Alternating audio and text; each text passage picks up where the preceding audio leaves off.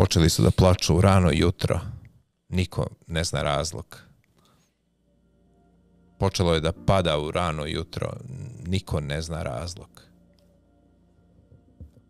Osmeh zlobnika i plitka cipela puna kiše počeli su da plaču u rano jutro, dok još novine nisu ni počele da se čitaju, dok još kose nisu raščešljale. Oče, da li si ti to pošao da me udariš ili da mi ispričaš o noći kada sam nastao? Zakucali su daske po prozorima, počeli su još jutros.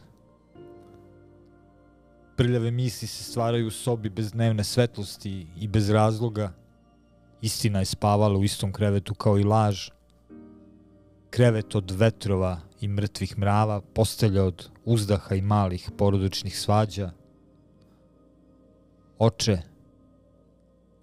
da li si krenuo da me udariš ili da mi ispričaš šta se desilo te noći kada sam nastao? Počelo je da se smrkava u rano jutro pre nego što se i razdanilo. Vazduh je nestao i disalo se ono malo vazduha što se sakrilo pod džepovima starih kaputa. Niko ne zna razlog. Prvo je nestalo zelene boje, pa plave, pa žute, crvene. Prvo je zaboravljen govor, pa su se oči osušile. Niko ne zna razlog. Prvo su se majke i sestre otuđile. Prvo su se ćerke udale i otišle. I samo su ostali očevi i sinovi. Krenulo je u rano jutro, prvo jutro u godini koje svane sa 2 sunca, jednim mesecom bez zvezda, sa maglom oko ruku. Prvo se mastilo, prosulo po licu, prvo je more prestalo da bude plavo.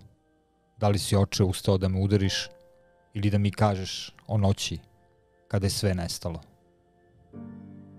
Ili da me pomiluješ po glavi i posljednji i jedini put kažeš da sam tvoj sin.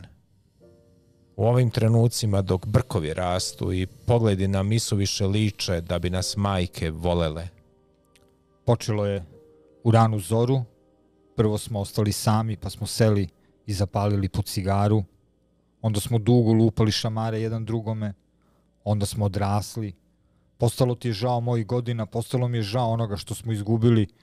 Da li si to, oče, ustao jutros da me udariš ili da mi kažeš kako je to fantastično bilo jutro kada si me pravio?